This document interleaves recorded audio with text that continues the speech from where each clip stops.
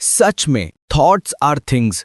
सोच एक ऐसी पावरफुल चीज है जिसे अगर आप डेफिनेटनेस ऑफ पर्पस, पर्सिस्टेंस और एक बर्निंग डिजायर के साथ मिक्स कर दें तो उसे दौलत में या किसी भी मटेरियल ऑब्जेक्ट में बदला जा सकता है। आज से अकेले 30 साल से भी ज्यादा पहले एक इंसान था, एडविन सी बार्न्स। उसने ये डिस्कवर किया कि लोग सच में सिर्फ सोचकर अमीर बन सकते हैं। Think and grow rich.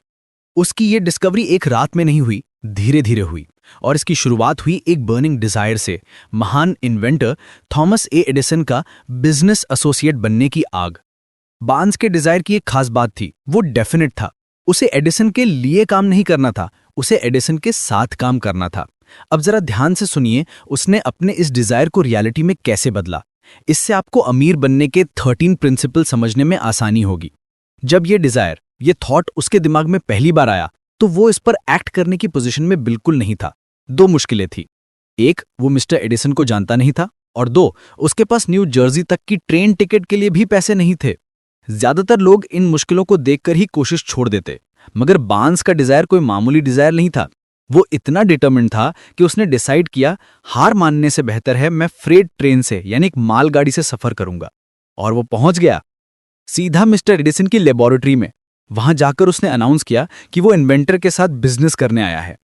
सालों बाद एडिसन ने उस पहली मीटिंग के बारे में कहा, वो मेरे सामने खड़ा था, एक साधारण ट्रैम्प की तरह दिख रहा था, लेकिन उसके चेहरे के एक्सप्रेशन में कुछ ऐसा था जिससे लग रहा था कि वो जिस चीज के लिए आया है उसे हासिल करने के लिए डिटर्मिन्ड है।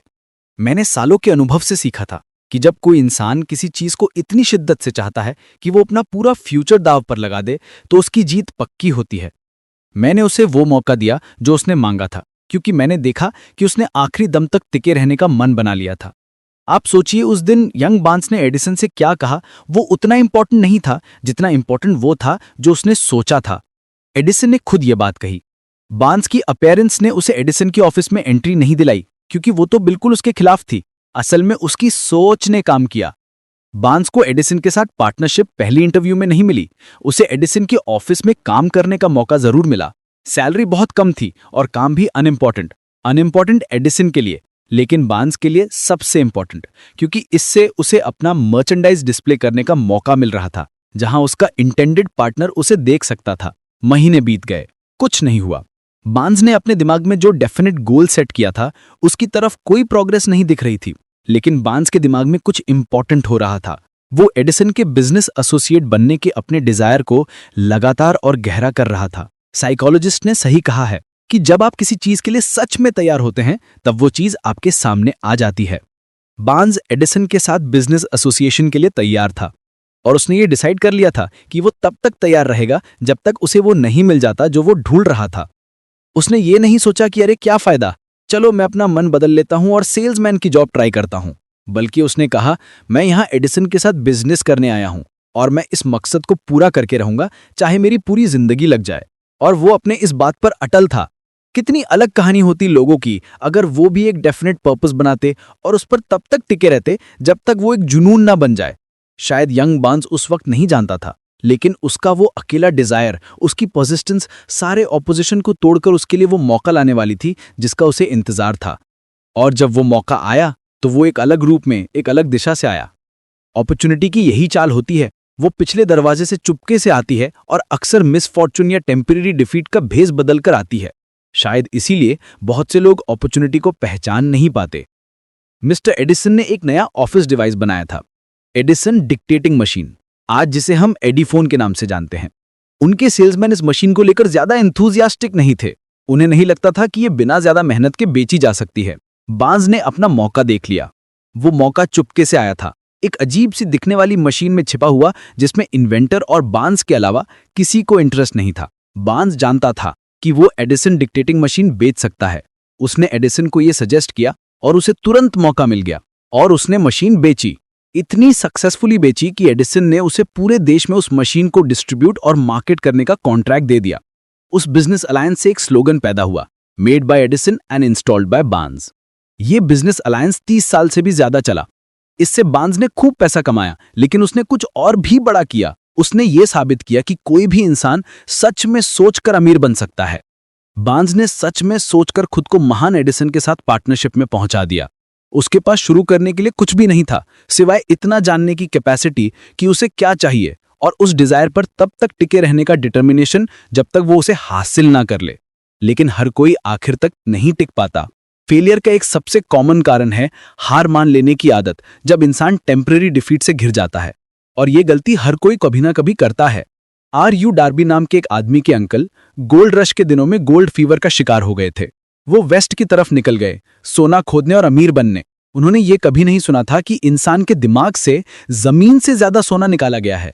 उन्होंने एक जमीन पर क्लेम किया और पिक और शवल से काम शुरू कर दिया। काम मुश्किल था, लेकिन सोने की चाहत डेफिनेट थी। कई हफ्तों की मेहनत के बाद उन्हें चमकता हुआ सोना मिल गया। ओर को ऊपर लाने के लिए उन्हें मशीनरी की जरूरत थी। उन्होंने चुपचाप माइन को ढका और अपने घर विलियम्सबर्ग, मैरीलैंड वापस लौट आए। वहां उन्होंने अपने रिश्तेदारों और पड़ोसियों को इस स्ट्राइक के बारे में बताया। सबने मिलकर जरूरी मशीनरी के लिए पैसे जमा किए। अंकल और डार्बी माइन पर वापस काम करने लगे। ओर की पहली कार माइन से निकाली गई और स्मेल्टर में भेजी गई। रिटर्न्स ने साबित किया कि उनके पास कोलोराडो की सबसे रिच माइंस में से एक है।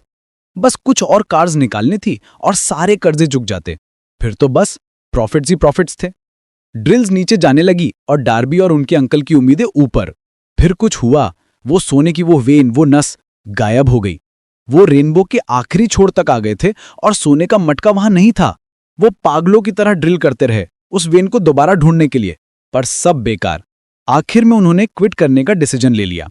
उन्होंने मशीनरी एक जंकमैन को कुछ $100 में बेच दी और ट्रेन से घर वापस आ गए। कुछ जंकमैन दिमाग से कमजोर हो सकते हैं, लेकिन ये वाला नहीं। उसने एक माइनिंग इंजीनियर को बुलाया माइन देखने और थोड़ी कैलकुलेशन करने के लिए।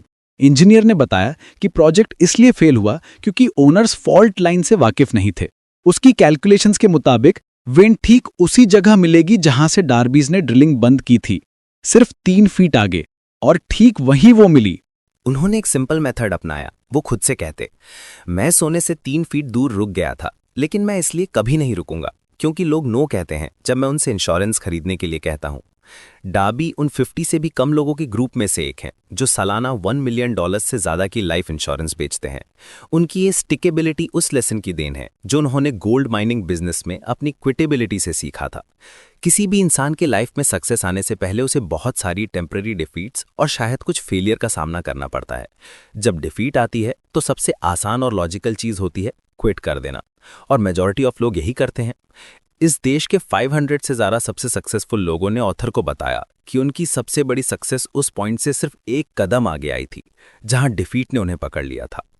फेलियर एक ट्रिक्स्टर है। उसे लोगों को तब गिराने में बड़ा मजा आता है जब सक्सेस बस उनके हाथ में आने वाली होती है। तो ये सब बातें हमें एक ही चीज की तरफ ले जाती हैं, वो है पहला कदम, first step toward riches, desire, एक बर्निंग डिजायर। ये कोई विश या होप नहीं है, ये कीन पल्सेटिंग डिजायर है जो बाकी सब चीजों से ऊपर है। इसे डेफिनेट होना चाहिए। इस डिजायर को इसके फाइनेंशियल इक्विवेलेंट में बदलने का मेथड 6 डेफिनेट प्रैक्टिकल स्टेप से मिलकर बना है। फर्स्ट, अपने दिमाग में आपको कितना पैसा चाहिए उसका एग्जैक्ट अमाउंट फिक्स कर लीजिए। सिर्फ ये कहना काफी नहीं है कि मुझे बहुत सारा पैसा चाहिए। अमाउंट को लेकर डेफिनेट रहिए।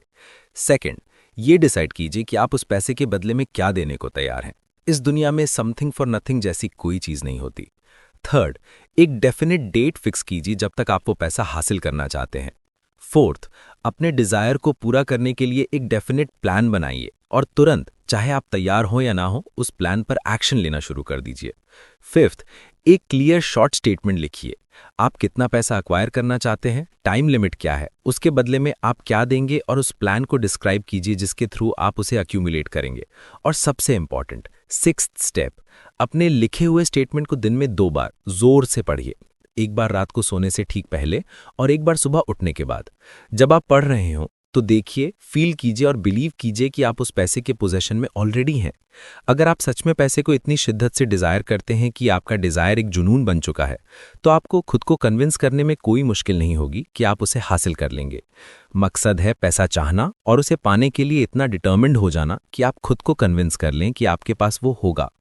ये इंस्ट्रक्शंस आपको शायद इम्प्रैक्टिकल लगे, लेकिन ये इन्फॉर्मेशन एंड्रयू कार्नेगी से मिली थी, जिन्होंने स्टील मिल्स में एक साधारण मजदूर के रूप में शुरुआत की थी, लेकिन इन्हीं प्रिंसिपल्स ने उन्होंने $100 मिलियन से भी ज्यादा की दौलत बनाई थी। इन्हीं 6 स्टेप्स को थॉमस एडिसन ने भी स्क्रूटिनाइज किया और अपना स्टैंप ऑफ अप्रूवल दिया था। उनके मुताबिक ये ना सिर्फ पैसा अक्यूमुलेट करने के लिए जरूरी है, बल्कि किसी भी डेफिनेट गोल को पाने के लिए जरूरी है। अब डिजायर तो है, प्लान भी है, लेकिन एक चीज है जो इस इंजन को फ्यूल करेगी, वो है फेथ। रिचेस की तरफ ये दूसरा स्टेप है। फेथ दिमाग का हेड केमिस्ट है। जब फेथ को थॉट के वाइब्रेशन के साथ मिलाया जाता है तो सबकॉन्शियस माइंड उस वाइब्रेशन को तुरंत पकड़ लेता है, उसे उसके स्पिरिचुअल इक्विवेलेंट में ट्रांसलेट करता है और उसे इन्फिनाइट इंटेलिजेंस तक पहुंचा देता है, जैसे प्रेयर में होता है। अब सवाल यह है कि फेथ कैसे डेवलप करें। फेथ एक स्टेट ऑफ माइंड है जिसे ऑटो सजेशन के प्रिंसिपल के थ्रू सबकॉन्शियस माइंड को बार बार इंस्ट्रक्शंस देकर क्रिएट किया जा सकता है। मतलब रेपिटेशन। किसी भी थॉट इम्पल्स को जब बार बार सबकॉन्शियस माइंड तक पहुंचाया जाता है तो आखिरकार सबकॉन्शियस माइंड उसे एक्सेप्ट कर लेता है और उस पर एक्ट करता है।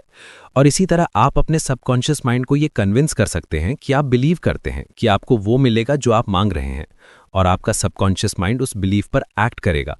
वो बिलीफ आपके पास फेथ के रूप में वापस आएगा और उसके साथ आएंगे डेफिनेट प्लान्स, जिससे आप अपनी डिजायर की हुई चीज हासिल कर सकेंगे।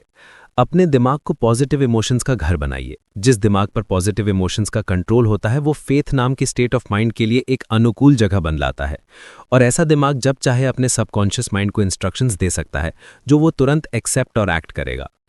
ये सब सुनने में जितना अजीब लगे, इसकी पावर उतनी ही रियल है। इसका सबसे पावरफुल एग्जाम्पल है ऑथर नेपोलियन हिल के अपने बेटे ब्लेयर की कहानी। ये 24 साल पहले की बात है। उनका बेटा ब्लेयर बिना कानों के फिजिकल साइन के पैदा हुआ था। डॉक्टर ने एडमिट किया कि बच्चा शायद पूरी जिंदगी के लिए बहरा और गूंगा हो सकता है, लेकिन नेपोलियन हिल ने डॉक्टर की ओपिनियन को चैलेंज किया। वो बच्चे के फादर थे। उन्होंने एक फैसला लिया अपने दिल में। उन्होंने डिसाइड किया कि उनका बेटा सुनेगा और बोलेगा। नेचर ने उन्हें बिना कानों का बच्चा भेजा था, लेकिन नेचर उन्हें उस तथ्य को एक्सेप्ट करने के लिए मजबूर नहीं कर सकती थी। उन्होंने अपने दिमाग में सोचा, मैं कोई ना कोई तरीका ढूंढ लूंगा जिससे मैं अपने बच्चे के दिमाग में साउंड पहुंचा सकूं बिना कानों के। और इसके लिए उन्होंने यूज किया डिजायर का। उन्होंने अपने इस बर्निंग डिजायर को कि उनका बेटा सुने और बोले, अपने बच्चे के दिमाग में ट्रांसप्लांट करने का फैसला किया। जैसे ही बच्चा थोड़ा बड़ा हुआ, उन्होंने उसके दिमाग को सुनने के एक बर्निंग डिजायर से इतना भर दिया कि नेचर अपने तरीकों से उसे रियलिटी में बदल दे। हर दिन वो अपने आप से किए गए इस वादे को दोहराते। जब बच्चा चीजों पर ध्यान देने लगा तो उन्होंने नोटिस किया कि उसे थोड़ा बहुत सुनाई देता है। बस हिल के लिए इतना ही काफी था। उन्हें विश्वास हो गया कि अगर वो थोड़ा सा सुन सकता है तो उसकी सुनने की कैपेसिटी और बढ़ाई जा सकती है। फिर कुछ ऐसा हुआ जिससे उन्हें उम्मीद मिली। उन्होंने एक विक्ट्रोला यानी एक रिकॉर्ड प्लेयर खरीदा। जब बच्चे ने पहली बार म्यूजिक सुना तो वो खुशी से झूम उठा। जल्द ही उसने it's a long way to Tipperary जैसे कुछ खास रिकॉर्ड्स पसंद करना शुरू कर दिए। एक बार उसने वो पीस लगभग 2 घंटे तक बार बार बजाता रहा, विक्ट्रोला के सामने खड़े होकर अपने दांत केस के किनारे पर दबाए हुए। उसकी इस आदत का मतलब उन्हें सालों बाद समझ में आया, क्योंकि तब तक उन्होंने साउंड के बोन कंडक्शन के प्रिंसिपल के बारे में नहीं सुना था। जल्द ही उन्होंने डिस्कवर किया कि जब वो अपने लिप्स को बच्चे के मैस्टॉइड बोन यानी कान के पीछे की हड्डी या ब्रेन के बेस पर टच करके बोलते हैं तो वो उन्हें साफ साफ सुन सकता है। इन डिस्कवरीज ने उन्हें जरूरी जरिया मिल गया जिससे उन्होंने अपने बर्निंग डिजायर को रियलिटी में बदलना शुरू किया। उन्होंने अपने बेटे के दिमाग में सुनने और बोलने का डिजायर ट्रांसफर करना शुरू कर दिया।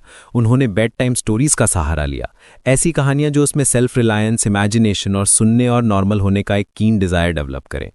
एक खास कहानी थी जिसे वो हर बार नए और ड्रामेटिक रंग देकर सुनाते। इसका मकसद था उसके दिमाग में ये थॉट प्लांट करना कि उसकी ये कमी एक लायबिलिटी नहीं बल्कि एक अनमोल एसेट है। सालों बाद ब्लेयर कॉलेज में था। लगभग 18 साल हो चुके थे। एक दिन जैसे किस्मत से उसे एक नया इलेक्ट्रिकल हियरिंग डिवाइस मिला जो ट्रायल पर भेजा गया था। पहले के अनुभवों से निराश होकर उसने टेस्ट करने में देरी की। आखिरकार उसने डिवाइस उठाया, सिर पर लगाया, बैटरी कनेक्ट की और एक जादू की तरह उसकी नॉर्मल हियरिंग की जिंदगी भर की डिजायर एक रियलिटी बन गई। अपनी जिंदगी में पहली बार वो आम लोगों की तरह सुन सकता था। उसने फोन उठाया, अपनी माँ को कॉल किया और उनकी आवाज़ बिल्कुल साफ सुनी। अगले दिन क्लास में उसने अपने प्रोफेसर्स की आवाज़ साफ साफ सुनी। जिंदगी में पहली बार रेडियो सुना, फिल्में सुनी। उसकी दुनिया बदल चुकी थी। डिजायर ने डिविडेंड्स देना शुरू कर दिया था। ये डिजायर फेथ और परसिस्टेंस की शक्ति का एक जीता जागता सबूत है कि अगर आपका डिजायर सच्चा और बर्निंग हो तो नेचर भी उसके आगे झुक जाती है। लेकिन सिर्फ डिजायर, फेथ और परसिस्टेंस से काम नहीं चलता। आपको एक प्लान चाहिए, एक मैप, और इस मैप को बनाने के लिए आपको चाहिए इमेजिनेशन। रिचेस की तरफ ये 5वां कदम है। इमेजिनेशन सच में दिमाग की वर्कशॉप है। यहाँ इंसान द्वारा बनाए गए सभी प्लान्स को शेप, फॉर्म और एक्शन माइंड के इमेजिनेटिव फैकल्टी की मदद से ही मिलता है। इमेजिनेशन 2 तरह की होती है, एक है सिंथेटिक इमेजिनेशन और दूसरी है क्रिएटिव इमेजिनेशन। सिंथेटिक इमेजिनेशन इसके थ्रू आप पुराने कंसेप्ट्स, आइडियाज या प्लान्स को नए कॉम्बिनेशंस में अरेंज कर सकते हैं। ये कुछ नया क्रिएट नहीं करती। ये बस एक्सपीरियंस, एजुकेशन और ऑब्जर्वेशन के मटेरियल के साथ काम करती है। क्रिएटिव इमेजिनेशन, इसके थ्रू इंसान का फाइनाइट माइंड इन्फिनिट इंटेलिजेंस से डायरेक्ट कम्युनिकेशन करता है। इसी फैकल्टी से हंचेस और इंस्पिरेशंस मिलते हैं। सभी बेसिक या नए आइडियाज इसी के थ्रू इंसान तक पहुंचते हैं। इसी पावर को यूज करके कोका कोला जैसी कंपनी बनी। 50 साल से भी पहले एक ओल्ड कंट्री डॉक्टर एक ड्रग स्टोर में गए और एक यंग क्लर्क से डिकरिंग करने लगे। डॉक्टर ने एक पुरानी केटल, एक लकड़ी का पैडल और एक छोटी सी स्लिप ऑफ पेपर जिस पर एक सीक्रेट फॉर्मूला लिखा था, क्लर्क को $500 में बेच दिया। $500 उस क्लर्क की पूरी लाइफ की सेविंग्स। उस क्लर्क ने क्या खरीदा था? एक आइडिया। वो पुरानी केटल और सीक्रेट फॉर्मूला तो बस जरिया थे। उस केटल से सोने की नदियां बहने लगी जब नए ओनर ऐसा कैंडलर ने उस सीक्रेट फॉर्मूला में एक ऐसा इंग्रेडिएंट मिलाया जिसके बारे में डॉक्टर को कुछ नहीं पता था। वो इंग्रेडिएंट था इमेजिनेशन। ऐसा कैंडलर ने एक आइडिया को इमेजिन किया और आज वो आइडिया एक $multi-billion एम्पायर है। सच में थॉट्स आर थिंग्स। लेकिन आइडिया और इमेजिनेशन भी तब तक बेकार है जब तक आपके पास एक ऑर्गेनाइज्ड प्लान ना हो। यह है चौथा कदम। आपने सीखा है कि इंसान जो भी क्रिएट या अक्वायर करता है वो डिजायर के रूप में शुरू होता है। उस डिजायर को इमेजिनेशन के वर्कशॉप में ले जाया जाता है जहां उसके ट्रांजिशन के लिए प्लान्स क्रिएट और ऑर्गेनाइज किए जाते हैं। एक प्रैक्टिकल प्लान कैसे बनाएं? सबसे पहले अपने आप को ऐसे लोगों के ग्रुप के साथ जोड़िए जिनकी आपको अपने प्लान को क्रिएट और कैरी आउट करने के लिए जरूरत है। ये मास्टरमाइंड प्रिंसिपल है। इस मास्टरमाइंड अलायंस को बनाने से पहले डिसाइड कीजिए कि आप अपने ग्रुप के मेंबर्स को उनके कोऑपरेशन के बदले में क्या एडवांटेजेस और बेनिफिट्स दे सकते हैं।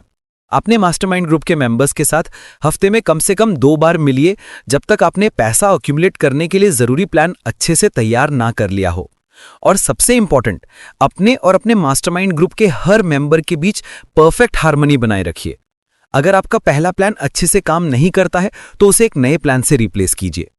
अगर वो नया प्लान भी फेल हो जाता है तो उसे एक और नए प्लान से रिप्लेस कीजिए और ये तब तक करते रहिए जब तक आपको एक ऐसा प्लान ना मिल जाए जो काम करता है। यही वो पॉइंट है जहां मेजॉरिटी ऑफ लोग फेल हो जाते हैं। उनके पास नए प्लान्स बनाने की परसिस्टेंस नहीं होती। थॉमस एडिसन 10,000 बार फेल हुए थे इनकैंडेसेंट इलेक्ट्रिक बल्ब को परफेक्ट करने से पहले। यानी उन्हें सक्सेस मिलने से पहले 10,000 बार टेम्पररी डिफीट का सामना करना पड़ा। टेम्पररी डिफीट का मतलब सिर्फ एक ही चीज होनी चाहिए कि आपके प्लान में कुछ गड़बड़ है। नए प्लान्स बनाइए, फिर से शुरू कीजिए। एक क्विटर कभी नहीं जीतता और एक विनर कभी क्विट नहीं करता। इस लाइन को 1 इंच बड़े लेटर्स में पेपर पर लिखिए और ऐसी जगह रखिए जहां आप इसे हर रात सोने से पहले और हर सुबह काम पर जाने से पहले देख सकें। जब आपके पास प्लान हो तो अगला स्टेप है decision, the mastery of procrastination. 7 step.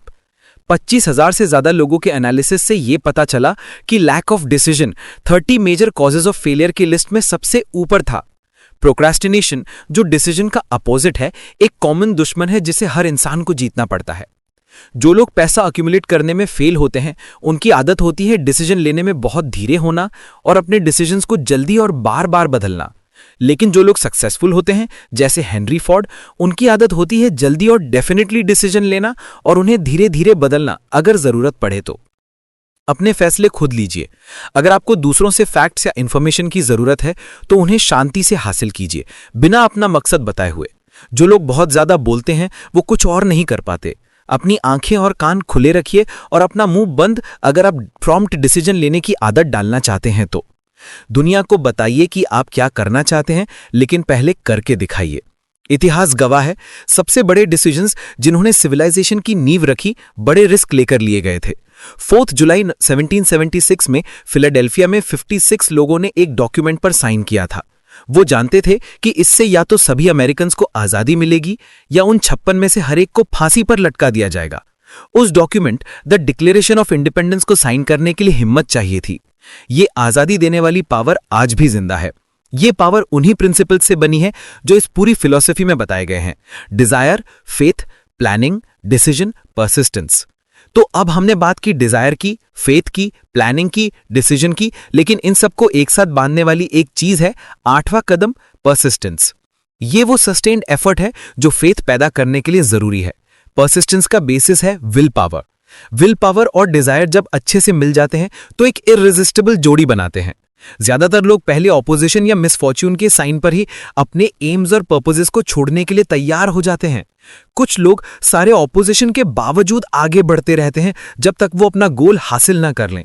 ये कुछ लोग ही फोर्ड्स, कार्नेगीज और एडिसन्स होते हैं। पर्सिस्टेंस शब्द में शायद कोई हीरोइक कॉनोटेशन ना हो, लेकिन ये क्वालिटी इंसान के कैरेक्टर के लिए वही है जो कार्बन स्टील के लिए होती है। अगर आप में पर्सिस्टेंस की कमी है तो अपने डिजायर्स के नीचे आग को और तेज करके इस कमजोरी को ठीक किया जा सकता है। पॉवर्टी उस इंसान की तरफ अट्रैक्ट होती है जिसका दिमाग उसके अनुकूल होता है, ठीक उसी तरह से जैसे पैसा उस इंसान की तरफ अट्रैक्ट होता है जिसके दिमाग को उसे अट्रैक्ट करने के लिए तैयार किया गया हो। एक पॉवर्टी कॉन्शियसनेस उस दिमाग पर कब्जा कर लेगी जो मनी कॉन्शियसनेस से भरा नहीं है। बिना पर्सिस्टेंस के आप शुरू होने से पहले ही हार जाएंगे, पर्सिस्टेंस के साथ आप जीतेंगे। तो अब आपके पास सब कुछ है, desire, faith, plan, decision, persistence. लेकिन एक आखिरी चीज है, एक आखिरी दुश्मन जिसे आपको हराना है। इस फिलॉसफी को अच्छे से यूज करने से पहले आपको अपने दिमाग को तैयार करना होगा, और यह तैयारी शुरू होती है 3 दुश्मनों को समझना, एनालाइज करना और उन्हें बाहर निकालना। यह है इनडिसीजन, डाउट और फियर। इनडिसीजन फियर का बीज है। इनडिसीजन आगे चलकर डाउट बन जाता है और ये दोनों मिलकर फियर बन जाते हैं। दुनिया में 6 बेसिक फियर्स हैं जिनसे हर इंसान कभी ना कभी गुजरता है। The fear of poverty, criticism, ill health, loss of love, old age और डेथ। लेकिन याद रखिए, ये फियर्स मन के स्टेट्स के अलावा और कुछ नहीं है, और आपके मन का स्टेट आपके कंट्रोल में है। इसीलिए इन भूतों से लड़ने का एक ही तरीका है, डिसीजन। पॉवर्टी के डर को एक डिसीजन लेकर हराइए कि आप बिना चिंता किए जितनी दौलत जमा कर सकते हैं उसके साथ गुजारा करेंगे। क्रिटिसिज्म के डर को एक डिसीजन लेकर खत्म कीजिए कि आप इस बात की चिंता नहीं करेंगे कि दूसरे लोग क्या सोचते, करते या कहते हैं। बूढ़े होने के डर को एक डिसीजन लेकर दूर कीजिए कि आप इसे एक हैंडीकैप नहीं बल्कि एक वरदान के रूप में एक्सेप्ट करेंगे जो अपने साथ विजडम और अंडरस्टैंडिंग लाता है। अपने मन को चिंता की आदत से मुक्त कीजिए एक जनरल डिसीजन लेकर कि जिंदगी में ऐसी कोई चीज नहीं है जो चिंता की कीमत के लायक हो। इस डिसीजन के साथ आपको शांति और सुकून मिलेगा जो खुशी लाएगा। आपके पास सिर्फ एक चीज पर एब्सोल्यूट कंट्रोल है और वो है आपकी सोच। ये इंसान को पता सबसे सिग्निफिकेंट और इंस्पायरिंग फैक्ट्स है। अपने मन को कंट्रोल कीजिए, या तो आप इसे कंट्रोल करते हैं या ये आपको कंट्रोल करता है, कोई बीच का रास्ता नहीं है। इस पूरी जर्नी का, इस पूरी फिलॉसफी का सार यही है। हर अचीवमेंट, हर कमाई हुई दौलत एक आइडिया से शुरू होती है। रिचेस विशेस से नहीं आती, वो डेफिनेट प्लान से आती हैं जिनके पीछे एक डेफिनेट डिजायर होता है और कांस्टेंट पर्सिस्टेंस। आप अपने मन के मास्टर हैं, इससे आप जो चाहे वो खिला सकते हैं। इस प्रिविलेज के साथ इसे कंस्ट्रक्टिवली यूज करने की जिम्मेदारी भी आती है। आप अपनी किस्मत के मास्टर हैं, ठीक उसी तरह से जैसे आपके पास अपनी सोच को कंट्रोल करने की पावर है। तो शुरुआत कीजिए एक डेफिनेट पर्पस से, एक बर्निंग डिजायर के साथ, और तब तक मत रुकिए जब तक आप वहां ना पहुंच जाएं जहां आप पहुंचना चाहते हैं। आपकी सक्सेस आपकी सोच से शुरू होती है।